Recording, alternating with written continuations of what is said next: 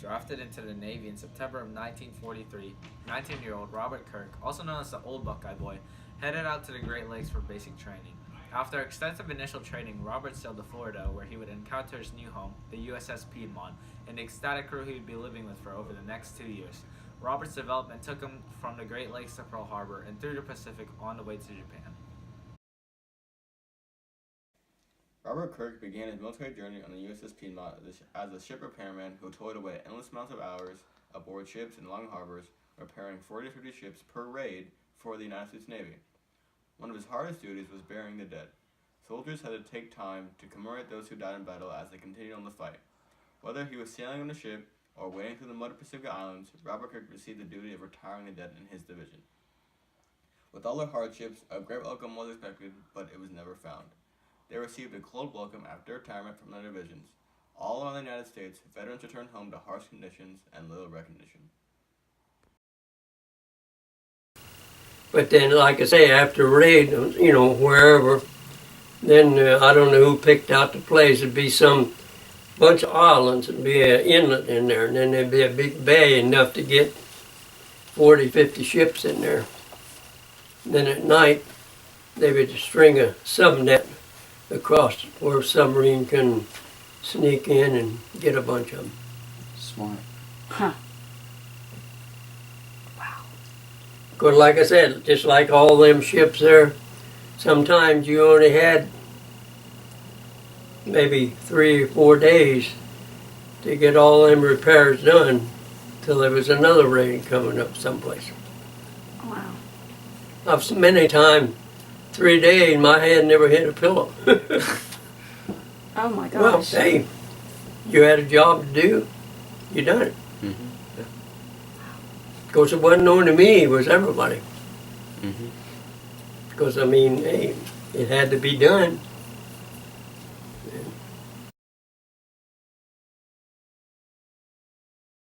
Okay, they had what they called burial at sea.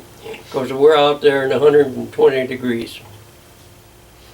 So you can't keep a body but very little bit.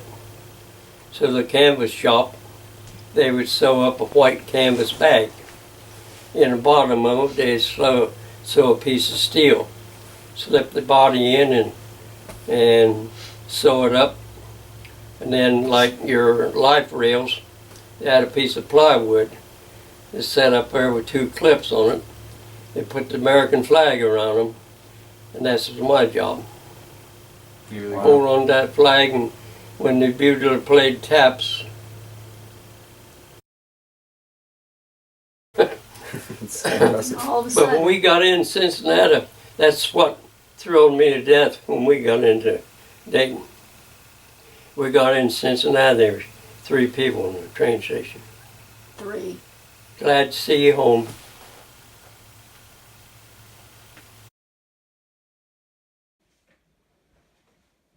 Kirk was a precursor to the Navy SEALs. He had a job to locate significant portions of Japanese armaments on Iwo Jima so that the U.S. military could destroy them. This is Roan on CNN Fake News. Well, we were what we call special forces. There was 4 of us. There was only 6 people aboard our ship who knew anything about it. Artie Tatum, Brooklyn, New York, Bill Holcomb, Atlanta, Georgia, Phil Nagel, Baltimore, Maryland, and me, the Old Buckeye Boy. Wow. God, boy. The captain and our division officer went and trained. We trained every night for 2 hours down in the torpedo room. What were you guys training for? Hmm? What were you guys training for? Anything it needed to be.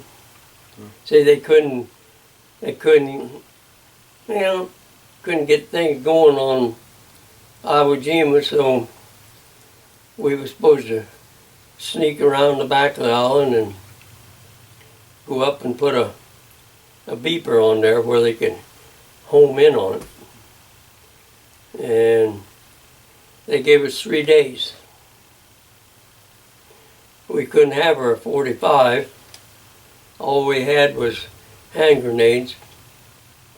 So we experimented with them down in the torpedo room. We took the firing mechanism out of it. So you take electrician tape, like you pull the pin, there's levers there. So you electrician tape, not lap it over and see how long it sprung loose. Well, we didn't consider, see the Japanese, they dig in. Yeah. They got tunnels. God, they got tunnels.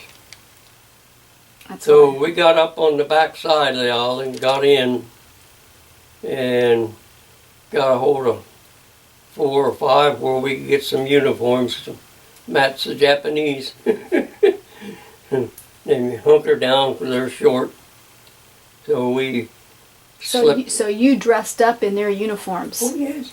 And went into the tunnels. And did your best then to act like them so Right. that you wouldn't get. Right. Oh, wow. And so we started back in the caves. And so the way we communicated was like, remember the old crickets they used to have? The Yeah, click, the click? lighters. Yeah. That's how we communicated. Morse code. 1 click meant something, 2 meant something. Ah. And we'd go back in the tunnel and figure it out. Then we had to come out before daylight, climb a coconut tree or a palm tree, tie ourselves up there where we wouldn't fall out till night. Then we'd go again. When we finally decided where we were going to put the hand grenades on the 3rd night, why, we scattered them around through and got back over. We had a little raft folded up about that big a square. So here we are in Japanese gear going back out about 3 miles of the ship, and about that time they said, "Prepare to fire." We, "Oh." Friendly fire over there. So we supposed to plant this beeper. Well, we didn't. And so we thought before we got back to ship, the tunnel should have blowed. But we didn't consider in that tunnel it wasn't as hot as it was aboard ship. So we went up the gangway, and the old captain we had about my side. "Where in the hell's that beeper?" "Right here." "Why in the hell did you plant it?" I said, "Well, we planted something else, and about that time, that island just blew up." Damn good job, fellas. Excuse my language, guys. We'll edit it.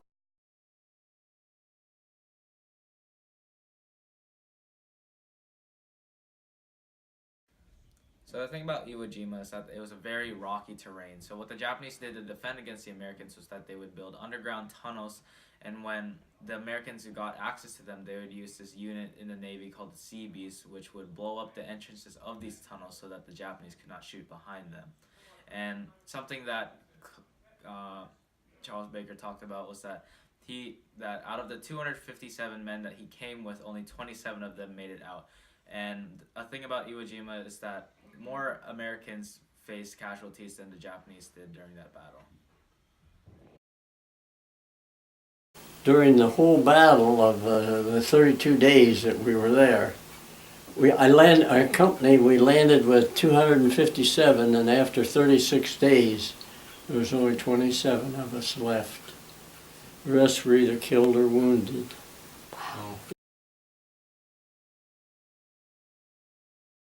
There was 20,000 Marines in each division, so there were 40,000 Marines there, and the Japanese had about 40,000 Japanese on the island. And we couldn't take any prisoners because they'd commit suicide before we'd capture them. Oh, wow. And they had tunnels. You probably read about that. They had tunnels and caves all the way through the island. And as we took ground, the Seabees followed us up and would blow the demolition, and they'd blow the cave entrances shut so they couldn't come out behind us. So after the defeat of the Japanese by the Allied forces in World War II, The United States actually had occupation of the Japanese state for 7 years. Baker talks about staying there for around 6 months, and he said at first the Japanese people didn't trust the Americans because their government before talked about how they would rape and beat and torture all the women and children that were Japanese, but that was like the complete opposite of what actually happened. General Douglas MacArthur actually was the spearhead in enacting widespread military, political, economic, and social reforms in the Japanese state.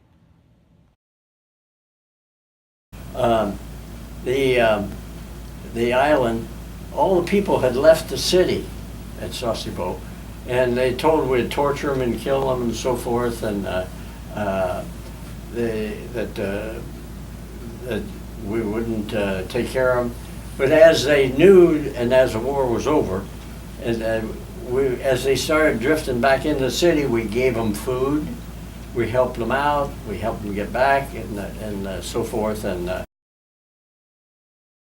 then we left there in Hawaii for the invasion of Japan, and on the way they dropped the atomic bomb, and of course the war was over then, but I spent 6 months in Japan on occupation. Can you tell us what that was like? Huh? Can you tell us what that was like occupying Japan?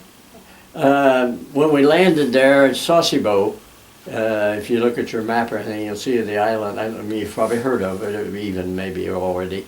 But Sasebo, we landed there, and like I say, I was there 6 months. But as we went through at Sasebo and got up to Nagasaki, where they had dropped one of the bombs, the napalm and the gases from the bomb were on the ground. They told us just don't get out on the ground for a while, maybe 6 weeks after we could go do that. But we went up to Sasebo then, and we took and occupied that. And we had Japanese, and we had work parties that they would have them, and they'd destroy all their war weapons. And then after we got that done, we came back to Hawaii, and then I got discharged. I had a machine gun.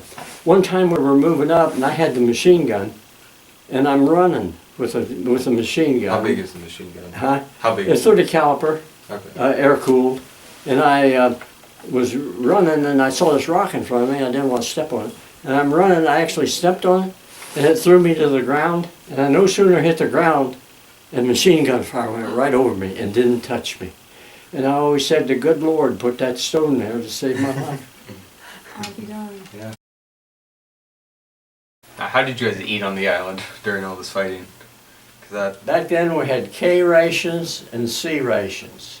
Today they got all kinds of stuff, you know, you could eat. But back then we had K rations, and I always looked at a K ration was like a Cracker Jack box. And it would have a little can of Spam in it and some hard crackers, and that was about it, the two things, the hard biscuits, crackers, more likely. But then it had a can of Spam, and that was like a Cracker Jack box, about the same size. And then we had C rations, and the C rations was cans of fruit, a can of vegetables, and so forth. And we'd take a wire and wrap around them, and to heat them, we'd build a little fire, and then we'd hold them over the fire until they got warm, and then cut them open and then eat them.